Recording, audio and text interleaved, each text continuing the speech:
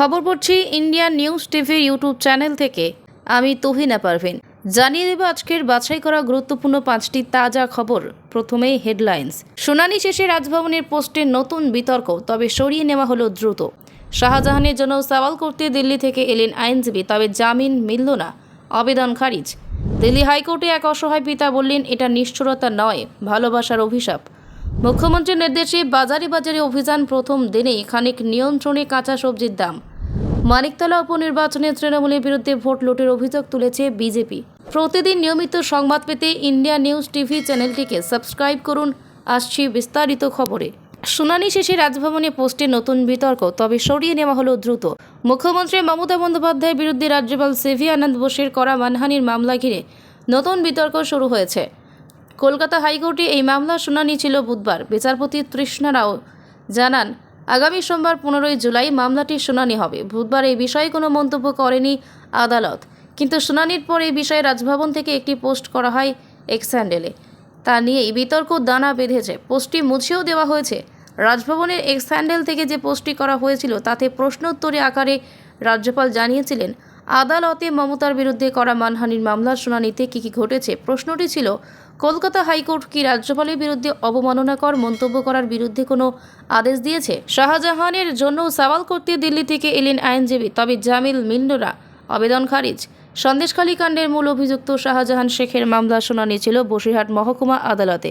তার আইনজীবী জামিনের আবেদন জানিয়েছিলেন, কিন্তু তা খারিজ হয়ে গিয়েছে। বুধবার মামলাটির শুনানি ছিল আদালতে। শাহজাহানের আইনজীবী জামিনের আবেদন জানিয়েছিলেন, কিন্তু বিচারক তা খারিজ করে দিয়েছে। ফলে জেলেই থাকতে হচ্ছে শাহজাহানকে। আগামী 19 জুলাই তার মামলার পরবর্তী শুনানি। এই মামলায় লড়ার জন্য দিল্লি থেকে আইনজীবী এনেছিলেন শাহজাহান, তবে লাভ হয়নি। শাহজাহানের মামলাটি বসিরহাট আদালতে উঠেছিল মঙ্গলবার। সেদিনই জামিনের আবেদন জানিয়েছিলেন তার আইনজীবী। অন্যদিকে সিবিআই এর আইনজীবী এই জামিনের বিরোধিতা করেন। উভয় পক্ষের বক্তব্য শুনেছিলেন বিচারক, তবে বুধবার শুনানি স্থগিত রেখে তিনি জানান, বুধবার আবার এই মামলাটি শুনবেন। বুধবার জামিন খারিজ করেছেন তিনি। জামিনের মামলায় আইনজীবী বদল করেছিলেন শাহজাহান। এতদিন বসিরহাটের আইনজীবী তার জামিনের মামলাটি লড়ছিলেন। এখন দিল্লি থেকে এই মামলা লড়তে আইনজীবী এসেছেন। তিনি মঙ্গলবার বসিরহাটের আদালতে জামিনের আবেদন জানিয়েছিলেন, কিন্তু আইনজীবী বদল করেও জামিন পেলেন না শাহজাহান। দিল্লি হাইকোর্টে এক অসহায় পিতা বললেন, এটা নিষ্ঠুরতা নয়, ভালোবাসার অভিশাপ। চনমনে যুবক ছিলেন হরিশ। চণ্ডীগড় বিশ্ববিদ্যালয়ে সিভিল ইঞ্জিনিয়ারিং নিয়ে পড়াশোনা করছিলেন। 2013 সালে 4 তলা থেকে পড়ে যান তিনি। প্রাণরক্ষা হলেও শরীরের প্রায় সমস্ত অঙ্গই অকেজ হয়ে যায়। 10 বছরেরও বেশি সময় হয়ে গিয়েছে বিছানা থেকে ওঠেননি ছেলে। কলেজে একটি দুর্ঘটনার পর থেকে স্নায়ুর অসুখে ভুগছেন। শরীরের 100%ই পক্ষাঘাতগ্রস্ত। দিনের পর দিন ছেলের অসহনীয় যন্ত্রণা। নিজেদের আর্থিক অসঙ্গতি এবং মানসিক অবস্থার কথা জানিয়ে আদালতে ছেলের ইচ্ছামৃত্যুর আর্জি জানিয়েছিলেন এক বৃদ্ধ দম্পতি। যদিও সেই আবেদন খারিজ করে দিয়েছে দিল্লি হাইকোর্ট। চনমনে যুবক ছিলেন হরিশ। মোহালির চণ্ডীগড় বিশ্ববিদ্যালয়ে সিভিল ইঞ্জিনিয়ারিং নিয়ে পড়াশোনা করছিলেন। আচমকা দুর্ঘটনা। 2013 সালে কলেজের 4 তলা থেকে পড়ে যান তিনি। প্রাণরক্ষা হলেও শরীরে প্রায় সমস্ত অঙ্গই অকেজ হয়ে যায় তার। মাথার আঘাত ছিল অত্যন্ত গুরুতর। দুর্ঘটনা নিয়ে রহস্য রয়েছে বলে পরিবারের দাবি। ঘটনায় এফআইআর করেন হরিশের বাবা রানা। ছেলের চিকিৎসার জন্য একের পর এক বড় হাসপাতাল ঘুরেছেন। দীর্ঘদিন চণ্ডীগড়ে পিজিআইতে হরিশের চিকিৎসা হয়েছে। তারপর এইমস, রাম মনোহর লোহিয়া, লোকনায়ক এবং দিল্লির ফর্টিস হাসপাতালে দেখানো হয়েছে, কিন্তু শারীরিক অবস্থার উন্নতি হয়নি। 11 বছরের বেশি সময় বিছানা থেকে ওঠেননি হরিশ। প্রতিদিন ছেলেকে একটু একটু করে বিছানার সঙ্গে মিশে যেতে দেখে দিল্লি হাইকোর্টের দ্বারস্থ হন হরিশের 62 বছরের বাবা রানা এবং মা নির্মলা দেবী। তাদের আবেদন, মেডিকেল বোর্ড বসিয়ে ছেলেকে প্যাসিভ ইউথানাসিয়া নিষ্কৃতি মৃত্যু দেওয়া হোক। আদালতের কাছে রানা জানান, যখন মা বাবা তাদের সন্তানের মৃত্যু কামনা করে তখন তার নিষ্ঠুরতা নয়, সেটা আসলে ভালোবাসার অভিশাপ। সেই ভালোবাসার টানে ছেলের জীবন শেষ করে দেওয়ার অনুমতি চাইছেন আদালতের কাছে।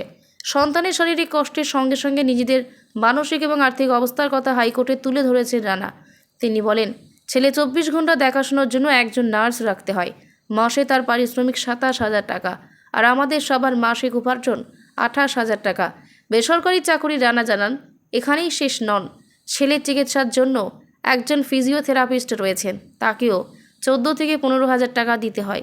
বছরের পর বছর সন্তান এবং তাদের কষ্ট বেড়ে চলেছে, ব্যয় বৃদ্ধি হচ্ছে। কিন্তু ছেলের ভালো হওয়ার কোনো লক্ষণ দেখতে পাচ্ছে না। চিকিৎসকেরা কোনো আশার কথা শোনাতে পারেননি। রানা বলেন, হরিশের চিকিৎসা ঔষধপত্রের জন্য যে ব্যয়ভার তা বহন করতে পারছি না। মুখ্যমন্ত্রীর নির্দেশে বাজারে বাজারে অভিযান, প্রথম দিনেই খানিক নিয়ন্ত্রণে কাঁচা সবজির দাম। বুধবার বাজারে হানা দিল টাস্ক ফোর্স। তাতে এক ধাক্কায় এক একটি আনাজের দাম প্রতি কেজিতে 20 থেকে 30 টাকা পর্যন্ত কমে গিয়েছে। কোথাও আবার পাইকারি ব্যবসায়ীদের ওজনে কারচুপিও হাতে নাতে ধরা পড়লে কাঁচা আনাজের দর কমাতে মঙ্গলবার 10 দিনের সময়সীমা বেঁধে দিয়েছেন মুখ্যমন্ত্রী মমতা বন্দ্যোপাধ্যায়। অসাধু ব্যবসায়ীদের রুখতে বাজারে বাজারে অভিযান চালাবে এনফোর্সমেন্ট বিভাগ এবং পুলিশ। সঙ্গে থাকবে এসটিএফ এবং সিআইডিও। মুখ্যমন্ত্রীর এই নির্দেশের পর বুধবার রাজ্যের বিভিন্ন বাজারে হানা দিল টাস্ক ফোর্স। এতে এক ধাক্কায় এক একটি আনাজের দাম প্রতি কেজিতে 20 থেকে 30 টাকা পর্যন্ত কমে গিয়েছে। কোথাও আবার পাইকারি ব্যবসায়ীদের ওজনে কারচুপিও হাতে নাতে ধরলেন সরকারি আধিকারিকেরা। বুধবার সকালে পশ্চিম বর্ধমানের আসানসোলে একাধিক বাজার পরিদর্শন করলেন আসানসোল সদরের মহকুমা শাসক বিশ্বজিৎ ভট্টাচার্য। তার সঙ্গে ছিলেন জেলার কৃষি বিপণন বিভাগ, কৃষি পরিমাপ বিভাগ, আসানসোল দুর্গাপুর পুলিশ কমিশনারেটের এনফোর্সমেন্ট ব্রাঞ্চের আধিকারিকেরা। অভিযানে গিয়ে তারা দেখেন হোলসেল বাজারের চেয়ে পাইকারি বাজারে বিভিন্ন সবজির দাম বেশি। সঙ্গে সঙ্গে ওই ব্যবসায়ীদের সতর্ক করা হয়, কয়েকজনকে স্পট ফাইনও করা হয়। অভিযান শেষে মহকুমা শাসক বলেন, বাজারে সবজির দাম সত্যি অনেকটাই বেশি রয়েছে। হোলসেল মার্কেটে যে দাম দেখলাম তার থেকে পাইকারি বাজারের দাম অনেকটাই বেশি। এতটা ডিফারেন্স হওয়ার তো কথা নয়। কয়েকজন পাইকারি ব্যবসায়ীকে সতর্ক করা হয়েছে। অনেক দোকানে ওজনের দাঁড়িপাল্লাও ঠিক নেই বলে জানিয়েছেন মহকুমা শাসক। তার কথায়, একদিকে যেমন জিনিসের দাম অনেকটাই বেশি নিচ্ছেন পাইকারি ব্যবসায়ীরা, আবার ওজনেও কারচুপি করা হচ্ছে। আসানসোল বাজার ছাড়াও হটন রোড সহ আরও বেশ কিছু বাজারে ঘুরেছেন আধিকারিকেরা। এরপরই বাজারে কাঁচা আনাজ দাম অনেকটাই কম হয়েছে বলে দাবি অনেকের। কয়েকজন ক্রেতা হাসি মুখে দাবি করেন, মঙ্গলবার থেকে বুধবার একদিনে সবজির দাম অনেকটাই কমে গিয়েছে। এক ক্রেতা বলেন, বেগুন প্রতি কেজিতে ছিল 120 টাকা, আজ বুধবার তার 70 থেকে 80 টাকায় চলে এসেছে। পটল 60 টাকা কেজি দরে বিক্রি হচ্ছিল, আজ 40 টাকায় বিক্রি হচ্ছে। অনেকেরই বক্তব্য, এখান থেকেই পরিষ্কার যে অনেক ব্যবসায়ী অযথা এবং ইচ্ছাকৃতভাবে সবজির দাম বাড়িয়ে রেখেছিলেন। মানিকতলা উপনির্বাচনে তৃণমূলের বিরুদ্ধে ভোট লুটের অভিযোগ তুলেছে বিজেপি। মানিকতলায় ভোট লুটের অভিযোগ তুলে ফুলবাগান থানার সামনে অবস্থানে বসেছিল বিজেপি। বেশ কিছুক্ষণ বিজেপি কর্মীরা থানার সামনে বিক্ষোভ দেখান।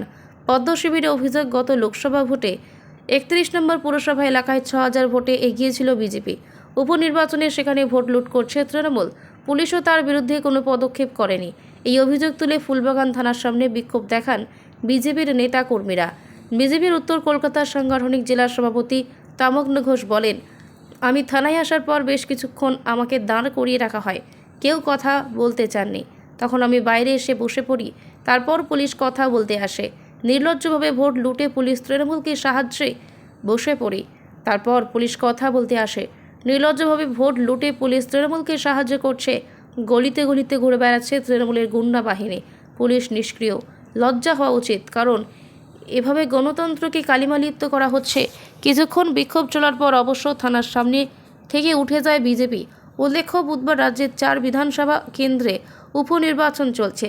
মানিকতলা ছাড়াও ভোট হচ্ছে নদিয়া, রানাঘাট, দক্ষিণ, উত্তর 24 পরগনা, বাগদা এবং উত্তর দিনাজপুরের রায়গঞ্জে। সন্ধ্যা 6টা পর্যন্ত উপনির্বাচনের ভোট গ্রহণ চলবে। 2021 সালে মানিকতলা কেন্দ্র থেকে জিতেছিল তৃণমূল। বিধায়ক হয়েছিলেন সাধন পাণ্ডে। তার মৃত্যুর পর ওই কেন্দ্রে বিধায়কহীন হয়ে পড়ে। নানা আইনি জটিলতায় তারপর থেকে মানিকতলায় উপনির্বাচন আটকে ছিল। আদালতের হস্তক্ষেপে সেই বাধা কেটেছে। এই কেন্দ্র থেকে সাধনের স্ত্রী সুপ্তি পাণ্ডেকে প্রার্থী করেছে তৃণমূল। বিজেপির হয়ে লড়ছেন কল্যাণ চৌবে। স্থানীয় সংবাদ শেষ হলো।